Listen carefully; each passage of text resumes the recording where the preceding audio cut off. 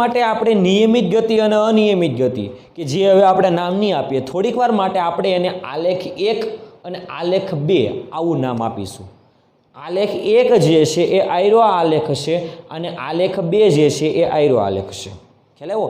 આપણો હેતુ એ છે કે આલેખના ઢાળ ઉપરથી નક્કી કરવાનું છે કે પદાર્થ નિયમિત ગતિ કરે છે કે અનિયમિત ગતિ કરે છે તે. એટલે કોન્સેપ્ટ બરાબર ધ્યાન રાખજો અહીંયા આગળ જે કહું છું ને તેના ઉપર. ઓકે, તો આવું નક્કી કરવા માટે આપણે પહેલાં સમય અને અંતર કઈ રીતે બદલાય છે એના વિશેની વાત કરીએ. ઓકે, ચાલો જોજો કે t બરાબર 0 સમયે પદાર્થનું સ્થાન છે એ x બરાબર 0 પર છે. ખ્યાલ આવ્યો આ વસ્તુમાં? ઓકે, હવે પહેલો સમય લઈ લો. t1 બરાબર પહેલા સમયમાં પદાર્થ 1 સેકન્ડ છે. એટલે t1 જો 1 સેકન્ડ હોય ત્યારે અંતર જે છે એ 10 મીટર જેટલું છે. એટલે x1 બરાબર આપણે કહી શકાય તે પ્રમાણે 10 મીટર. ખ્યાલ આવ્યો આ વસ્તુમાં? ઓકે, t2 બીજો જે સમય આપણે નોંધીએ છીએ એટલે t2 જે છે એ 2 સેકન્ડે નોંધીએ છીએ. તો 2 સેકન્ડે જ્યારે સમય નોંધીએ છીએ એટલે બીજો સમય આ t1 અને t2 એટલે શું? તો કે પહેલી વાર જે સમય નોંધ્યો એ t1, t2 એટલે શું? બીજી વાર જે સમય નોંધ્યો તે t2. પહેલી વાર જે સમય નોંધ્યો ત્યારે t1 જે સમય હતો 1 સેકન્ડે ત્યારે પદાર્થ 10 મીટર અંતરે હતો અને બીજી વાર જ્યારે સમય નોંધ્યો એટલે t2 એટલે કે 2 સેકન્ડ થયેલી હતી ત્યારે પદાર્થ હતો 20 મીટર અંતરે. ખ્યાલ આવ્યો? આ x1 અને x2 અંતર છે કે જે આપણે yx પર દર્શાવેલા છે. આમાં તમે ઉલટાતા નહીં બરાબર, એટલે આમાં બરાબર અટવાતા નહીં. ખ્યાલ આવ્યો આ વસ્તુમાં? x1 અને x2 એટલે x1 ના યામ એટલે કે x અક્ષ પર નથી લખ્યા. x1 અને x2 એટલે પદાર્થ જે અંતર કાપેલું છે એ અંતરની સંજ્ઞા લખેલી છે x અને x1 અને x2. ઓકે, ચાલો હવે t3 ત્રીજી વાર જ્યારે સમય નોંધ્યો ત્યારે થયેલી હતી 3 સેકન્ડ. ત્યારે પદાર્થે અંતર કાપેલું હતું તે નોંધેલું ત્યારે આપણને મળેલું 30 મીટર. ઓકે, અને ચોથી વાર જ્યારે મેં સમય નોંધ્યો એટલે t4 ઇઝ ઇક્વલ ટુ ત્યારે થયેલી હતી 4 સેકન્ડ. ત્યારે આપણને અંતર પદાર્થે કાપેલું હતું એ હતું 40 મીટર. ખ્યાલ આવ્યો આ વસ્તુમાં? આ આલેખ 1 માટેની વાત થઈ ગઈ. સેમ આપણે આલેખ 2 માટે વાત કરવાની. આપણે બીજા આલેખ માટે કરીએ તો બીજા આલેખમાં તમે ધ્યાનથી જુઓ, શરૂઆતમાં t બરાબર 0 હતું ત્યારે x બરાબર 0 મીટરે હતું. પહેલી વાર સમય નોંધ્યો ત્યારે 1 સેકન્ડ થયો.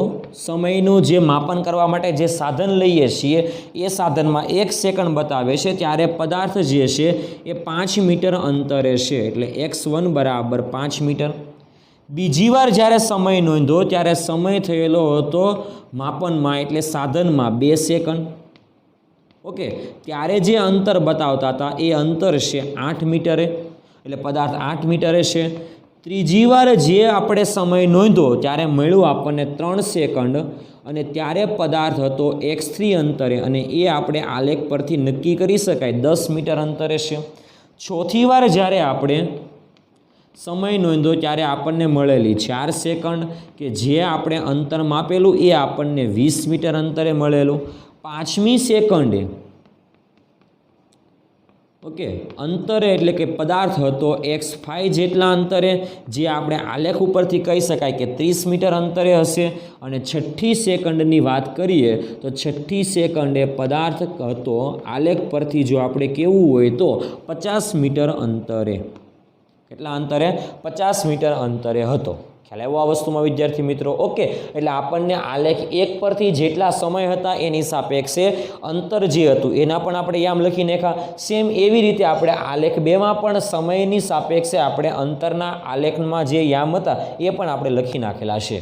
ખ્યાલ આવ્યો આ વસ્તુમાં વિદ્યાર્થી મિત્રો? ઓકે, હવે ધ્યાનથી જોજો. આપણે આલેખના ઢાળ ઉપરથી કહેવાનું છે કે પદાર્થ નિયમિત ગતિ કરે છે કે પદાર્થ અનિયમિત ગતિ કરે છે. ખ્યાલ આવ્યો આ વસ્તુમાં વિદ્યાર્થી મિત્રો? ઓકે, હવે પદાર્થ નિયમિત ગતિ કરે કે અનિયમિત ગતિ કરે એ આપણે આલેખના ઢાળ ઉપરથી નક્કી કરવાનું હોવાથી આપણે અહીંયા આગળ જે તમને તફાવત આપેલ છે જે સમયના મૂલ્ય આપેલા છે અને જે અંતરના મૂલ્ય આપેલા છે એના ઉપરથી આપણે આલેખનો ઢાળ મેળવીએ.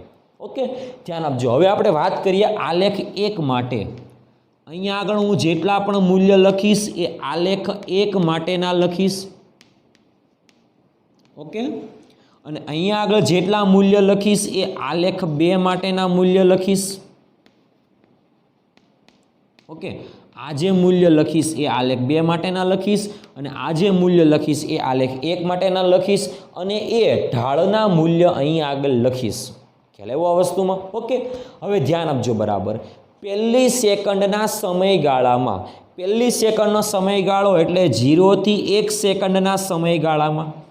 ઓકે, તો અહીંયા આગળ સમયગાળામાં પદાર્થે કાપેલું અંતર જે છે એ આપણને મળે છે 10 મીટર. એ કઈ રીતે ખબર પડે?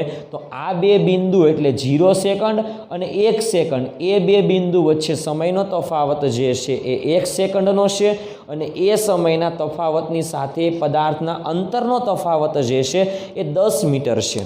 ખ્યાલ આવ્યો આ વસ્તુમાં? ઓકે, એટલા માટે કહી શકાય કે આ બે બિંદુ વચ્ચે સમયનો તફાવત 1 સેકન્ડ અને આ બે બિંદુ વચ્ચે સમયનો તફાવત 10 મીટર છે. એટલા માટે આપણે કહી શકાય કે અહીંયા આગળ જે બે બિંદુ લીધા એ બે બિંદુ વચ્ચે આપણને ઢાળ મળશે આટલો. ઓકે, એ ઢાળ આપણને મળે કેટલો? તો કે વાય અક્ષનો ફેરફાર 10, એક્સ અક્ષનો ફેરફાર 1, એટલે 10 ભાગ્યા 1 કરશો. તમે ધ્યાનથી જોજો કે 10 ભાગ્યા 1 કરશો. આપણે શું બોલીએ છીએ કે 0 સેકન્ડે પદાર્થ અહીંયા હતો, પહેલી સેકન્ડે પદાર્થ 10 મીટર અંતરે છે, એટલે 1 સેકન્ડમાં એણે અંતર કાપ્યું 10 મીટરનું. સમય છે 1, તો 10 ભાગ્યા 1 એટલે અંતર ભાગ્યા સમય કરશો એટલે ઝડપ મળશે. અને આપણને ખબર છે કે એ અંતરનો તફાવત એટલે વાય અક્ષનો તફાવતના છેદમાં એક્સ અક્ષનો તફાવત કરશો એટલે પણ આપણને ઝડપ મળશે. એ આપણે કરશું તો આપણને ઢાળ મળશે. એટલા માટે આપણે કીધેલું કે અંતર વિરુદ્ધ સમયના આલેખમાં ઢાળનું મૂલ્ય જે છે એ શેની માહિતી આપે છે? તો કે ઝડપની માહિતી આપે છે. ખ્યાલ આવ્યો? તો અહીંયા આગળ આપણે જેટલા પણ વાક્ય લખશું એટલે જેટલા પણ ઢાળના મૂલ્ય લખશું એ બધી ઝડપની માહિતી આપશે. ખ્યાલ આવ્યો આ વસ્તુમાં? ઓકે, હવે ધ્યાન આપજો બરાબર કે આ બે સમયના તફાવતમાં આપણે અંતરનો તફાવત 10 મીટર, સમયનો તફાવત 1 સેકન્ડ, તો આટલા સમયના તફાવત અને આટલા અંતરના તફાવતને અનુરૂપ આપણને ઢાળનું મૂલ્ય મળશે. એટલે આપણે પહેલો જે ઢાળ મેળવો આ ઢાળ, એ ઢાળ આપણે 1 કહી દઈએ. ધ્યાન આપજો બરાબર. ઢાળ 1, આલેખ 1 માટે ઢાળ 1 આપણે અહીંયા લખીએ. ઢાળ 1 ઇઝ ઇક્વલ ટુ આપણને કેટલો મળે છે? જુઓ કે વાય એક્સનો તફાવત કેટલો છે? તો કે 10 - 0 એટલે 10. એક્સ અક્ષમાં સમય છે, સમયનો તફાવત કેટલો છે? તો કે 1. તો 10 ભાગ્યા 1 કરશો તો આપણને મળશે 10. એકમ આવશે અંતર પર સેકન્ડ એટલે મીટર પર સેકન્ડ. એટલે પહેલા બે બિંદુ વચ્ચે આપણે ઢાળ મેળવો તો એ ઢાળ આપણને 10 મીટર પર સેકન્ડ મેળવો. ઓકે, હવે આપણે આ બે બિંદુ વચ્ચેનો ઢાળ મેળવીએ. ઓકે, આ બે બિંદુ વચ્ચેનો ઢાળ પણ તમે ધ્યાનથી જુઓ. આ બિંદુ છે તો આ બિંદુએ એક્સ્યામ 1, આ બિંદુએ એક્સ્યામ 2. તો એક્સ્યામનો તફાવત કેટલો છે? 1 સેકન્ડનો, કારણ કે સમયનો તફાવત 1 સેકન્ડ. આ બંને બિંદુને અનુરૂપ અંતરનો તફાવત પણ કેટલો છે? 10 મીટર. એટલે કે T1 અને T2 સેકન્ડે, T1 અને T2 સેકન્ડે સમયનો તફાવત 1 સેકન્ડ, અંતરનો તફાવત 10 મીટર. તો આપણે વાય એક્સના ફેરફારના છેદમાં એક્સ અક્ષનો ફેરફાર કરીશું તો પણ આપણને એ મળે છે 10, એટલે કે 20 - 10 એટલે 10 અને 2 - 1 એટલે 2. ખ્યાલ આવ્યો આ વસ્તુમાં? એટલા માટે કહી શકાય કે ઢાળ 2 માટે અંતરનો તફાવત 20 - 10, સમયનો તફાવત 2 - 1, 20 - 10 એટલે 10 અને 2 - 1 એટલે 1. તો આપણે કહી શકાય કે 10 મીટર પર સેકન્ડ. ખ્યાલ આવ્યો? એટલે ઢાળ 1નું મૂલ્ય પણ 10 મેળવું, બીજા ઢાળ મેળવો એ બીજા ઢાળનું મૂલ્ય પણ આપણને 10 મેળવું. ખ્યાલ આવ્યો આ વસ્તુમાં? ઓકે, હવે આપણે આની વાત કરીએ. આ બે બિંદુ વચ્ચેનો ઢાળ, તો આ બે બિંદુ વચ્ચે એક્સ અક્ષનો તફાવત 1 સેકન્ડ, વાય અક્ષનો તફાવત 10 મીટર. કારણ કે આ બે બિંદુ છે એ T2 અને T3 માટે છે. તો T2 2 સેકન્ડ, T3 3 સેકન્ડ. તો એક્સ અક્ષનો તફાવત 3 - 2 એટલે 1, વાય અક્ષનો તફાવત 30 - 20 એટલે 10. ખ્યાલ આવ્યો? તો આપણે લખી શકાય કે ઢાળ 3 માટે એક્સ અક્ષનો તફાવત વાય અક્ષનો તફાવત જે છે 30 મીટરમાંથી 20 મીટર બાદ થશે. તો 30 માંથી 20 ના છેદમાં સમયનો તફાવત જે છે એ 3 - 2 સેકન્ડ છે, કારણ કે આપણે બીજી સેકન્ડ અને ત્રીજી સેકન્ડ વચ્ચેના સમયના તફાવત હોય ત્યારે આપણે ઢાળનું મૂલ્ય મેળવવું છે. ત્યારે ઢાળનું મૂલ્ય આપણને કેટલું મળે છે? તો કે ધ્યાનથી જોજો, 30 - 20 એટલે 10, 3 - 2 એટલે 1, એટલે કહી શકાય કે 10 મીટર પર સેકન્ડ. ખ્યાલ આવ્યો આ વસ્તુમાં? ઓકે, હવે આગળ વાત કરીએ આ બે બિંદુ વચ્ચે ઢાળ. ઓકે, તો આ બે બિંદુ વચ્ચે ઢાળ આટલો છે. ઓકે, તો આ બે બિંદુને અનુરૂપ એક્સ અક્ષનો તફાવત 1 સેકન્ડ અને વાય અક્ષનો તફાવત 10 મીટર, એટલે T3 અને T4 ની વાત થાય ત્યારે ચોથો ઢાળ આવશે કે જે આપણે આગળ લખીએ ઢાળ નંબર 4 ઇઝ ઇક્વલ ટુ, આપણે કહી શકાય કે ચોથા ઢાળમાં T4 અને T3, T4 4 second, T3 3 second, તો 4 માંથી 3 તો 40 માંથી 30, તો આપણે કહી શકાય કે ઉપર અંશમાં 40 માંથી 30 ના છેદમાં 4 - 3, 40 માંથી 30 એટલે 10, 4 માંથી 3 એટલે 1, એટલે આ જે મૂલ્ય મળ્યું એ 10 મીટર પર સેકન્ડનું મળે છે. ખ્યાલ આવ્યો? એટલે આલેખ 1 માટે આપણે અલગ અલગ બે બિંદુ લીધા, ગમે તે બે બિંદુ લીધા, તો એ બે બિંદુ વચ્ચે આપણને ઢાળ જે મળ્યો એ ઢાળ આપણને હંમેશા 10 મીટર પર સેકન્ડ જ મળે છે. જો ધ્યાનથી, ખ્યાલ આવ્યો આ વસ્તુમાં? ઓકે, તો આ આલેખ માટે આપણે કોઈ પણ બે બિંદુ લઈએ. ખ્યાલ આવ્યો? હવે કોઈ એમ કહે કે આ 1 સેકન્ડના તફાવત નહીં, 2 સેકન્ડના તફાવતમાં લઈએ. ધ્યાન આપજો, 2 સેકન્ડના તફાવતમાં હું લઈને બતાવું છું કે અહીંયા આગળ કોઈ એમ કહે કે આ બિંદુ અને આ બિંદુનો ઢાળ મેળવો, આખો ઢાળ. ધ્યાનથી જોજો, તો આ બિંદુએ x યામ 0, y યામ 2, એટલે x યામનો તફાવત 2, આ બિંદુએ x યામ 0 અને y યામ 20, આ બિંદુએ x યામ 0 અને બીજો x યામ 2, એટલે x યામનો તફાવત જે છે એટલે x અક્ષ પરનો જે તફાવત છે એ 2 સેકન્ડ, y અક્ષ પરનો જે તફાવત છે એ 20 મીટર, તો 20/2 કરશો તો તમને મળશે 10. ખ્યાલ આવ્યો? તો પણ ઢાળ મેળવો આપણને 10.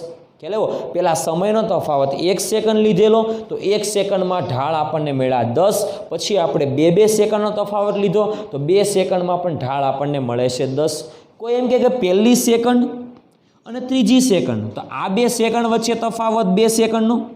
ખ્યાલ આવ્યો? પહેલી અને ત્રીજી વચ્ચે તફાવત 2 સેકન્ડ, પહેલી સેકન્ડે અંતર 10, ત્રીજી સેકન્ડે અંતર 30, તો અહીંયા આગળ વાય અક્ષ પર જે અંતર છે એ અંતરનો તફાવત 20, એક્સ અક્ષ પર જે સમય છે સમયનો તફાવત 2, તો વાય અક્ષનો ફેરફાર ભાગ્યા એક્સ અક્ષનો ફેરફાર, એટલે 20 મીટરના છેદમાં 2 સેકન્ડ કરશો તો તમને મળશે 10 મીટર પર સેકન્ડ. બોલો છો એ તો ખબર પડે છે ને? ઓકે, થોડુંક લાંબુ થશે પણ તમને સરળતા માટે થશે એટલે યાદ રાખવાનું છે.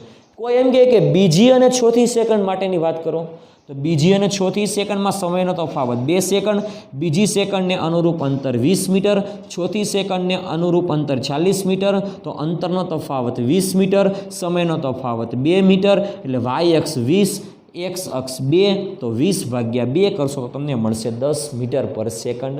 ખ્યાલ આવી ગયો વસ્તુમાં? એટલે ઢાળનું મૂલ્ય આપણને જે છે એ કોઈ પણના સમયના તફાવતને આધારે મેળવીએ, એટલે ગમે એટલા સમયના તફાવતને આધારે મેળવીએ. કોઈ એમ કહે કે 4 સેકન્ડનો તફાવત લો, તો કે 0 સેકન્ડે અંતર 0 ઉપર, ચોથી સેકન્ડે અંતર 40 મીટર ઉપર, એટલે એક્સ અક્ષનો તફાવત 4 સેકન્ડ, વાય અક્ષનો તફાવત 40 મીટર, તો વાય અક્ષનો તફાવત 40 / એક્સ અક્ષનો તફાવત 4, તો પણ 10 મળ્યું. ખ્યાલ આવ્યો? એટલે કે આપણે કહી શકાય કે જ્યારે સુરેખ આલેખ હોય ત્યારે, આલેખ કેવો હોય? સુરેખ હોય ત્યારે સુલેખ આલેખ પરના કોઈ પણ બે બિંદુએ ઢાળ તમે મેળવશો તો એ ઢાળ હંમેશા એક સમાન જ આવશે. પછી તમે આ બે બિંદુ વચ્ચે મેળવો, આ બે બિંદુ વચ્ચે મેળવો, આ બે બિંદુ વચ્ચે મેળવો, આ બે બિંદુ વચ્ચે મેળવો, ગમે તે બે બિંદુ વચ્ચે તમે આલેખનો ઢાળ મેળવશો તો જ્યારે આલેખ સુરેખ હશે તે સમયે આલેખના કોઈ પણ બે બિંદુ વચ્ચે ઢાળનું મૂલ્ય એક સમાન રહેશે. એટલા માટે આપણે કહી શકાય કે ઢાળના એક સમાન મૂલ્યને આધારે આપણે કહી શકાય કે આ પદાર્થ જે છે એ નિયમિત ગતિ કરતા પદાર્થ માટેનો આલેખ છે. ખ્યાલ આવ્યો આ વસ્તુમાં? એટલા માટે કહી શકાય કે આ પદાર્થની ઝડપ અને આ પદાર્થનો વેગ એક સમાન છે, એટલે નિયમિત છે. કેમ? તો કે આ જે આલેખ આપેલો છે એ આલેખ અંતરવિરુદ્ધ સમયનો આલેખ હશે, અને અંતરવિરુદ્ધ સમયના આલેખમાં ઢાળનું મૂલ્ય એ ઝડપ અથવા વેગની માહિતી આપે છે, અને આપણે જે ઢાળ મેળવા એ બધા ઢાળના મૂલ્ય એક સમાન મળેલા છે. જે છે એ ઢાળ એ ઝડપ અથવા વેગની માહિતી આપે છે. એટલા માટે આપણે અહીંયા આગળથી જોઈને કહી શકાય કે વેગ બધા માટે એક સમાન છે. 10 મીટર પર સેકન્ડ, 10, 10, 10 બધા વેગ એક સમાન છે. ખ્યાલ આવ્યો? એટલા માટે કહી શકાય કે પદાર્થ જે છે એ નિયમિત ગતિ કરતા પદાર્થ માટેનો આલેખ છે. ખ્યાલ આવ્યો? એટલે પદાર્થ નિયમિત ગતિ કરે છે એવું તો આપણે કહી શકાય છે. ખ્યાલ આવ્યો આ વસ્તુમાં વિદ્યાર્થી મિત્રો? ઓકે, તો આપણે આલેખના ઢાળ ઉપરથી કહી શકાય કે આ જે આલેખ છે એ નિયમિત ગતિ કરતા પદાર્થ માટેનો આલેખ છે. ખ્યાલ આવ્યો આ વસ્તુમાં? ઓકે, એટલે એક સરખા સમયગાળામાં એક સરખું અંતર કાપે છે એવું પણ કહી શકાય. ઢાળનું મૂલ્ય બધા જ બિંદુ વચ્ચે, એટલે કોઈ પણ બે બિંદુઓના તફાવતમાં, એટલે કે આલેખ પરના કોઈ પણ બિંદુએ તમે ઢાળ દોરશો તો એ ઢાળનું મૂલ્ય તમને હંમેશા એક સમાન મળશે. ક્યારે? નિયમિત ગતિ કરતા પદાર્થ માટે. એટલે યાદ રાખવાનું છે કે નિયમિત ગતિ કરતા પદાર્થ માટે અંતરવિરુદ્ધ સમયનો આલેખ હોય તો, શેના વિરુદ્ધ શેનો આલેખ હોય તો? અંતરવિરુદ્ધ સમયનો આલેખ હોય તો આપણે કહી શકાય કે નિયમિત ગતિ કરતા પદાર્થ માટે ઢાળનું મૂલ્ય હંમેશા એક સમાન મળે છે. ખ્યાલ આવ્યો? આમાં પણ તમારે યાદ રાખવાનું છે કે શેના વિરુદ્ધ શેનો આલેખ હોય અને શેના વિરુદ્ધ શેના આલેખમાં શું સમાન હોય તો. ખ્યાલ આવ્યો? અંતરવિરુદ્ધ સમયના આલેખમાં ઢાળનું મૂલ્ય એક સમાન છે. એટલા માટે કહી શકાય કે પદાર્થ નિયમિત ગતિ કરે છે. ખ્યાલ આવ્યો? હવે આપણે આનામાં વાત કરીએ આલેખ 2 માટે. ઓકે, આલેખ 2 માટે જે રીતે આપણે આલેખ 1 માટે આ બે બિંદુ વચ્ચે, એટલે કે સમયનો તફાવત અને અંતરના તફાવતમાં બે બિંદુ વચ્ચેની વાત કરેલી, તેમ આપણે આમાં જ કરવાની છે. ધ્યાનથી જોજો કે 0 સેકન્ડ અને 1 સેકન્ડ, તો આ 1 સેકન્ડમાં સમયનો તફાવત જે છે એ સમયનો તફાવત તમે ધ્યાનથી જોજો તો 1 સેકન્ડનો છે. અંતરનો તફાવત જે છે એ આપણે કહીએ તે પ્રમાણે 0 સેકન્ડે 0 ઉપર, 1 સેકન્ડે 5 મીટર ઉપર, એટલે અંતરનો તફાવત જે છે એ 5 મીટર છે. સમયનો તફાવત 1 સેકન્ડ છે. એટલા માટે કહી શકાય કે પહેલો જે ઢાળ છે, ઢાળ 1, એ ઢાળ 1નું મૂલ્ય આવે છે 5 - 0 એટલે 5 ના છેદમાં 1 - 0 એટલે 1, તો 5/1 એટલે આપણે કહી શકાય 5 મીટર પર સેકન્ડ. ખ્યાલ આવ્યો? આ ઢાળ 1 માટેની વાત થઈ ગઈ. ઓકે, ચાલો, એટલે કે 1 સેકન્ડના સમયગાળામાં જે ઢાળ મળે છે એની વાત થઈ ગઈ. બીજી સેકન્ડના સમયગાળાની વાત કરીએ તો કે આ બે બિંદુ, એટલે આ બે બિંદુ છે ને, એ બે બિંદુ વચ્ચેનો ઢાળ આપણે જોઈએ. એ બે બિંદુ વચ્ચેનો ઢાળ મેળવવો હોય તો 1 સેકન્ડ અને બીજી સેકન્ડ, 1 સેકન્ડે અંતર 5 મીટર, બીજી સેકન્ડે અંતર 8 મીટર, તો ઢાળ બરાબર આપણે કેવું હોય તો આવું કહી શકાય, ઢાળ 2 = y અક્ષ પર તફાવત કેટલો છે? 8 - 5, અને x અક્ષ પર તફાવત કેટલો છે? 2 - 1. 8 - 5 એટલે 3, 2 - 1 એટલે 1, એટલે આપણે કહી શકાય કે 3 મીટર પર સેકન્ડ. ખ્યાલ આવ્યો આ વસ્તુમાં? એટલે ઢાળ 1નું મૂલ્ય 5, બીજા ઢાળનું મૂલ્ય 3, એટલે આપણને અહીંયાથી પણ આઈડિયા આવી ગયો કે ઢાળનું મૂલ્ય એક સમાન નથી, એટલે ઝડપ એક સમાન હશે નહીં, એટલે પદાર્થ અનિયમિત ગતિ કરતો હશે. એક સરખા સમયગાળામાં ઝડપ એક સમાન નથી, એટલે પદાર્થ અનિયમિત ગતિ કરતો હશે. અથવા એવું પણ બોલી શકાય કે એક સરખા સમયગાળામાં એક સરખું અંતર કાપતો નથી, એટલે પદાર્થ અનિયમિત ગતિ કરે છે એવું કહી શકાય. ઓકે, તેમ છતાં આપણે આગળ મેળવીએ આ બે બિંદુ વચ્ચેનો ઢાળ મેળવીએ. ખ્યાલ આવ્યો? તો બીજી સેકન્ડે અંતર 8 મીટર, ત્રીજી સેકન્ડે અંતર 10 મીટર, તો આપણે ત્રીજો જે ઢાળ છે એ ત્રીજો ઢાળ મેળવવો હોય તો ત્રીજો ઢાળ = આપણે કહી શકાય કે 10 - 8 ના છેદમાં 3 - 2. ખ્યાલ આવ્યો? 10 - 8 એટલે 2 અને 3 - 2 એટલે 1, તો 2 મીટર પર સેકન્ડ. ઓકે, આગળ આ ત્રીજો ઢાળ. ચોથો ઢાળની વાત કરીએ. ઓકે, ચોથા ઢાળમાં આપણે આ બે બિંદુની વાત કરીએ. ઓકે, તો આ બે બિંદુએ ઢાળ જુઓ તમે. ચોથા ઢાળ માટેની જો આપણે વાત કરવી હોય તો આ બિંદુ છે 3 સેકન્ડે અંતર 10 મીટર, ચોથી સેકન્ડે અંતર 20 મીટર, તો આપણે અંતરનો તફાવત એટલે y અક્ષનો તફાવત 20 - 10 ના છેદમાં 20 મીટર અંતરે સમય 4 સેકન્ડ, 10 મીટર અંતરે સમય 3 સેકન્ડ. તો આપણે કહી શકાય કે 4 - 3 એટલે કે એક્સ અક્ષ પરનો તફાવત is equal to 20 - 10 is equal to 10 અને 4 - 3 ઇઝ ઇક્વલ ટુ આપણે કહી શકાય 1 એટલે કહી શકાય 10 મીટર પર સેકન્ડ. ખ્યાલ આવ્યો? હવે અહીંયા આગળ ઢાળના મૂલ્ય જુઓ, ઢાળના મૂલ્ય એક સમાન તો છે નહીં. એનો મતલબ એવો થાય કે પહેલી સેકન્ડમાં ઝડપ 5 મીટર પર સેકન્ડ, બીજી સેકન્ડમાં 3 મીટર પર સેકન્ડ, ત્રીજી સેકન્ડના સમયગાળામાં ઝડપ થઈ ગઈ 2 મીટર પર સેકન્ડ, ચોથી સેકન્ડના સમયગાળામાં ઝડપ થઈ ગઈ 10 મીટર પર સેકન્ડ. ખ્યાલ આવ્યો આ વસ્તુમાં? એટલે કે અંતર જે છે એ સમય સાથે વધઘટ કાપે છે. એટલે કે અમુક સમયમાં અંતર વધારે કાપી નાખે છે અને અમુક સમયમાં અંતર ઓછું કાપી નાખે. ખ્યાલ આવ્યો? એટલે ઢાળનું મૂલ્ય એક સમાન નથી, એટલા માટે આપણે એવું કહી શકાય કે ઝડપ એક સમાન નથી. કારણ કે ઢાળ જે છે એ ઝડપની માહિતી આપે છે, એટલા માટે આપણે કહી શકાય કે ઢાળનું મૂલ્ય એક સમાન નથી. એક સમાન સમયગાળા માટે ઢાળનું મૂલ્ય એક સમાન નથી. માટે કહી શકાય કે દરેક સમયે આપણે વેગ એક સમાન નથી, ઝડપ એક સમાન નથી. એટલા માટે કહી શકાય કે આ જે આલેખ છે એ અનિયમિત ગતિ કરતા પદાર્થ માટેનો આલેખ છે. કઈ ગતિ કરતા પદાર્થ માટેનો આલેખ છે? અનિયમિત ગતિ કરતા પદાર્થ માટેનો આલેખ છે. ખ્યાલ આવ્યો આ વસ્તુમાં? એટલા માટે આપણે કહી શકાય કે જો આલેખમાં કોઈ પણ બે બિંદુ વચ્ચેનો તમે ઢાળ લો, ખ્યાલ આવ્યો? ઢાળ લેવા માટે કોઈ પણ બે બિંદુ નક્કી કરવાના અને એ બે બિંદુને અનુરૂપ એક્સ અક્ષનો તફાવત નક્કી કરવાનો અને એ બે બિંદુને અનુરૂપ વાય અક્ષનો તફાવત નક્કી કરવાનો, તો આપણને ઢાળ મળશે.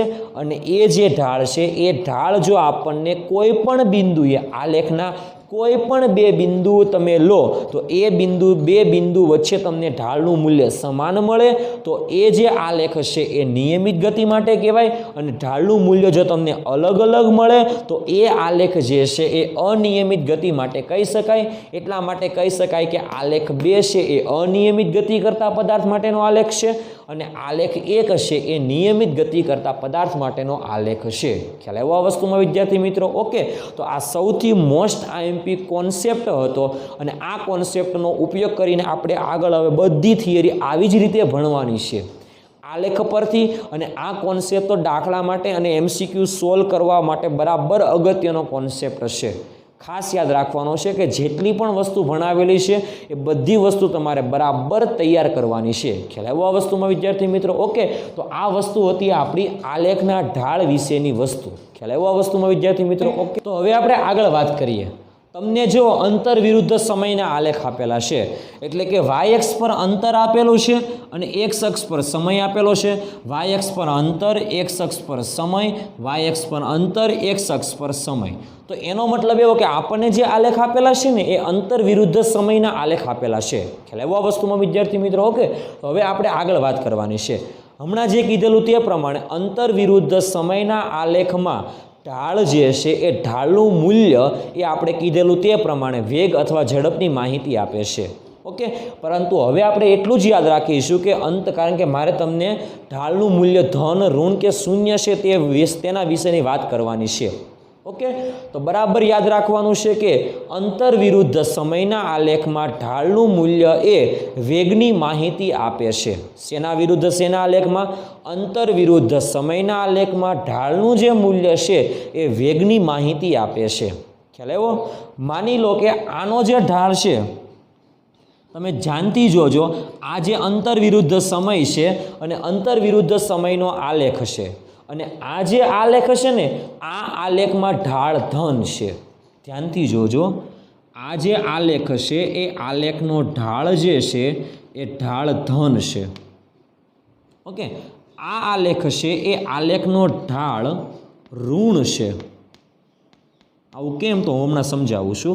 અને આ જે આલેખ છે એ આલેખનો ઢાળ શૂન્ય છે.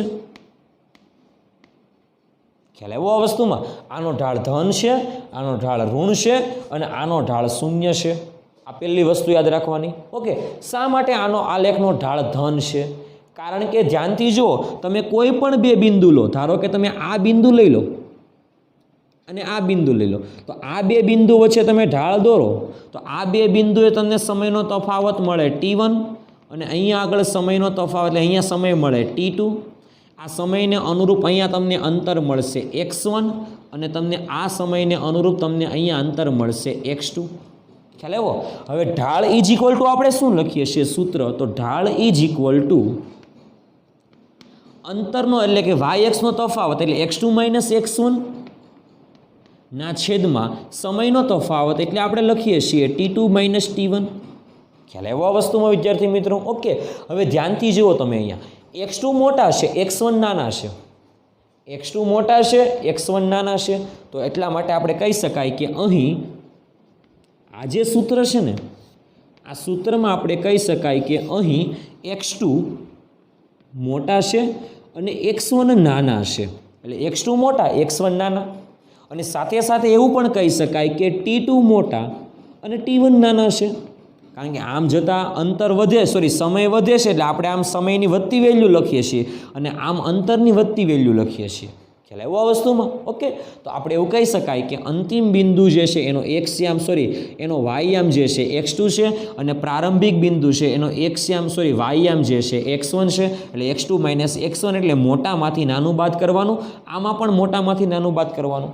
ઓકે, એટલે ઉપર પણ ધન મળશે, નીચે પણ ધન મળશે, એટલા માટે કહી શકાય કે ઢાળ ધન છે. ખ્યાલ આવ્યો? અને આ જે ઢાળ ધન છે એટલા માટે કહી શકાય કે અંતર વિરુદ્ધ સમયના આલેખમાં ઢાળનું મૂલ્ય જે છે એ વેગની માહિતી આપે છે. એટલા માટે કહી શકાય કે આ જે આલેખ હશે એ આલેખનો ઢાળ ધન હોવાથી આ આલેખનો વેગનું મૂલ્ય હંમેશા ધન મળશે. ઓકે, એટલા માટે કહી શકાય કે આલેખનો ઢાળ ધન હોવાથી અને ઢાળનું મૂલ્ય અંતર વિરુદ્ધ સમયના આલેખમાં વેગ મળે છે. અને એવું કહી શકાય કે વેગ પણ કેવો મળે છે? ધન મળે છે. આ પહેલો કોન્સેપ્ટ પૂરો આપણો. ખ્યાલ આવ્યો આ વસ્તુમાં? ઓકે, કારણ કે સમયના વધારા સાથે અંતરમાં વધારો થાય છે. ઓકે, એટલા માટે આ કહી શકાય. હવે આપણે આની વાત કરીએ બીજા આલેખ માટેની. બીજા આલેખમાં મેં તમને કીધેલું છે કે ઢાળ ઋણ છે. શા માટે ઢાળ ઋણ છે એની પણ હું તમને સાબિતી આપી દઈશ. ધ્યાનથી જોજો. આપણે વાત કરીએ તે પ્રમાણે અહીંયા આગળ સમય જે છે એ આપણે આ બે બિંદુ વચ્ચેની વાત કરવાની છે. તો આ બે બિંદુ વચ્ચેનો ઢાળ મેળવવો હોય તો આ બિંદુએ આપણને જે સમય છે એ આપણે t1 કહીએ, આ બિંદુએ જે સમય છે એને આપણે t2 કહીએ. તો સમય t1 ને અનુરૂપ જે અંતર છે એને આપણે x1 કહીએ અને t2 ને અનુરૂપ જે અંતર છે એને આપણે x2 કહીએ. ખ્યાલ આવ્યો આ વસ્તુમાં? ઓકે, હવે ધ્યાનથી જોજો તમે કે ઢાળ ઇઝ ઇક્વલ ટુ આપણી પાસે સૂત્ર હતું. ઢાળ એટલે શું હતું? ઢાળ એટલે હતું છેદમાં x અક્ષનો તફાવત અને અંશમાં y અક્ષના બે બિંદુનો તફાવત. હવે ધ્યાનથી જોજો કે આ બિંદુએ x યામ t1 અને આ બિંદુએ x યામ t2. ખ્યાલ આવ્યો આ વસ્તુમાં? એટલા માટે આપણે કહી શકાય કે x યામમાં તફાવતમાં t2 માઇનસ t1 લખાય. તો આપણે કહી શકાય કે સમયનો તફાવત t2 minus t1. Okay, t2 સમયે અંતર x2 છે અને t1 સમયે અંતર x1 છે. એટલા માટે આપણે કહી શકાય કે t2 હોય તો x2 લખાય, એટલે x2 માઇનસ t1 હોય તો x1 લખાય, x1. ઓકે, હવે ધ્યાનથી જોજો બરાબર. આવું હું તમને બરાબર સમજાવું છું શા માટે આવું લખ્યું તે. ઓકે, કારણ કે સમયનો તફાવત t2 માઇનસ t1, અંતરનો તફાવત x2 માઇનસ x1, અંતિમ અંતરમાંથી પ્રારંભિક અંતર બાદ કરવું પડે તો જ આપણને સ્થાનાંતર મળશે.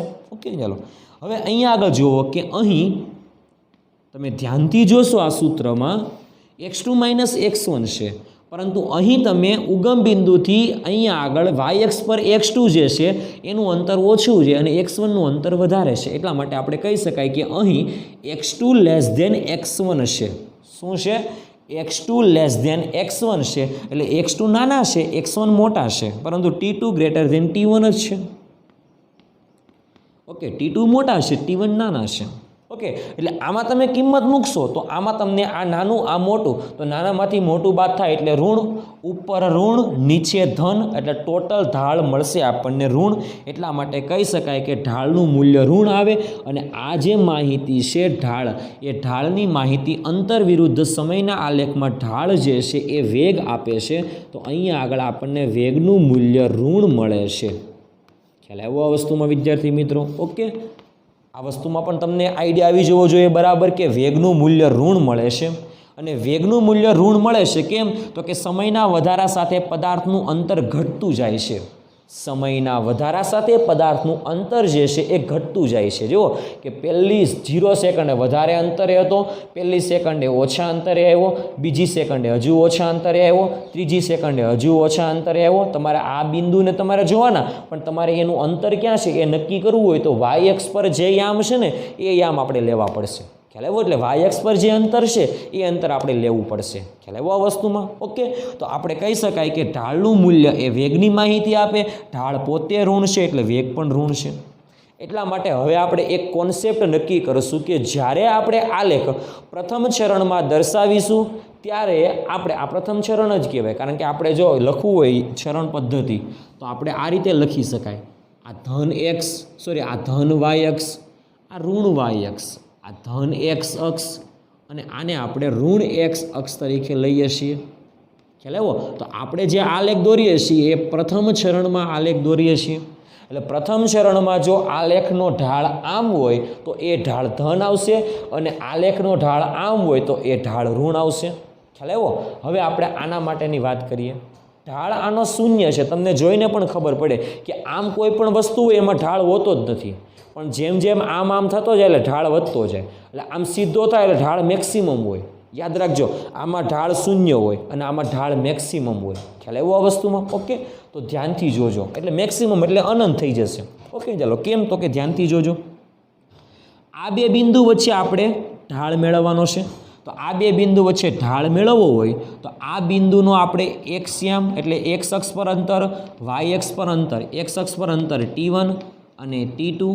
ખ્યાલ આવ્યો? તો અહીંયા આગળ આપણને x1 પણ અહીંયા અને સાથે સાથે આપણે એવું કહી શકાય x2 પણ અહીંયા જ છે. ઓકે, તો ઢાળનું આપણે સૂત્ર લખવું હોય તો ઢાળનું સૂત્ર આપણે આમ લખી શકાય. ઢાળ ઇઝ ઇક્વલ ટુ અંતરનો તફાવત x2 માઇનસ x1, સમયનો તફાવત T2 માઇનસ T1 છે. હવે ધ્યાનથી તમે જુઓ કે અહીં T1 સમયે જેટલા અંતરે પદાર્થ હતો એટલા જ T2 સમયે ત્યાં ને ત્યાં જ છે. એટલે એટલા જ અંતરે છે ઉગમ બિંદુથી. ખ્યાલ આવ્યો? એટલા માટે કહી શકાય કે અહીં બરાબર તમે ધ્યાનથી જોવો તો આપણે એવું કહી શકાય કે x1 is equal to x2 છે. એટલે x1 અને x2 સમાન છે, પરંતુ T2 ગ્રેટર ધેન T1 છે. જો x1 અને x2 સમાન હોય તો આખો બાદબાકી બંને સમાન થઈ ગઈ. એટલે આમાંથી આ બાદ કરો એટલે એક સરખામાંથી એક સરખું બાદ કરો, જવાબ આવે શૂન્ય. એટલે x1 અને x2 સમાન હોવાથી આપણે કહી શકાય કે અંશ શૂન્ય છેદમાં કિંમત હશે.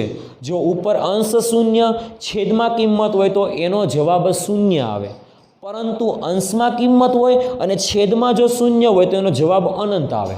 ખ્યાલ આવ્યો? તો એટલા માટે કહી શકાય કે અહીંયા અંશ શૂન્ય છેદમાં કોઈ કિંમત હશે. એટલા માટે કહી શકાય કે આનો ઢાળ શૂન્ય મળશે અને આ જે ઢાળ છે એ ઢાળ એ વેગની માહિતી આપે છે.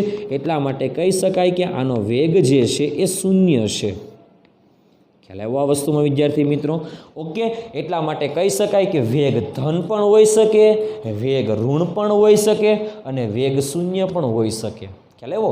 હવે આપણે આ ઢાળ પરથી નક્કી કરેલું છે કે વેગ ધન છે, વેગ ઋણ છે કે વેગ શૂન્ય છે. પરંતુ આપણે આગળ જે લેક્ચરમાં વાત કરેલી ત્યારે આપણે એમ પણ કીધેલું કે પદાર્થ અંતર સાથે સમય સાથે અંતર વધારે કાપે માટે એનો વેગ ધન, પદાર્થ સમયના વધારા સાથે અંતર ઘટાડતો જાય માટે એનો વેગ જે છે એ ઋણ મળે છે. અને ઋણ વેગ એવું દર્શાવે છે કે એ ઘટતો જાય છે, એટલે પદાર્થ સમય સાથે અંતર ઘટાડતો જાય છે. ખ્યાલ આવ્યો? અને અહીંયા આગળ આપણે કીધેલું તે પ્રમાણે સમયના વધારા સાથે પદાર્થ જ્યાં છે ત્યાં ને ત્યાં જ રહેશે, એટલે પદાર્થ ગતિ કરતો નથી. ખ્યાલ આવ્યો? એટલે પ્રારંભિક સ્થાન પણ એ, અંતિમ સ્થાન પણ એ, સ્થાનાંતર શૂન્ય. એટલા માટે કહી શકાય વેગ પણ શૂન્ય છે. ખ્યાલ આવ્યો આ વસ્તુમાં? આપણે આ બધી વસ્તુ ઓલરેડી આલેખમાં ભણી ગયા છીએ, પરંતુ એ આલેખમાં આપણે વેગ પણ ભણી ગયા અને એ આલેખના આધારિત આપણને ઢાળ મેળવો અને એ ઢાળ આધારિત આપણે અત્યારે વેગની માહિતી મેળવેલી છે. એટલે આ પણ આપણને યાદ રહેવી જોઈએ. ખ્યાલ આવ્યો આ વસ્તુમાં? એટલો જ કોન્સેપ્ટ યાદ રાખવાનો છે કે આલેખનો ઢાળ જો આમ હોય એટલે આલેખનો ઢાળ જો આમ હોય તો ઢાળ ધન આવશે. એટલે આલેખ જો આ રીતે દોરેલો હોય તો આનો ઢાળ ધન આવે, આલેખ જો આ રીતે દોરેલો હોય તો એનો ઢાળ ઋણ આવશે અને આલેખ જો આમ સીધો હોય તો એનો ઢાળ શૂન્ય આવશે. ખ્યાલ આવ્યો આ વસ્તુમાં વિદ્યાર્થી મિત્રો? ઓકે, પરંતુ પહેલાં કોન્સેપ્ટ મારે એ ક્લિયર કરવાનો છે કે શેના વિરુદ્ધ શેનો આલેખ છે તે.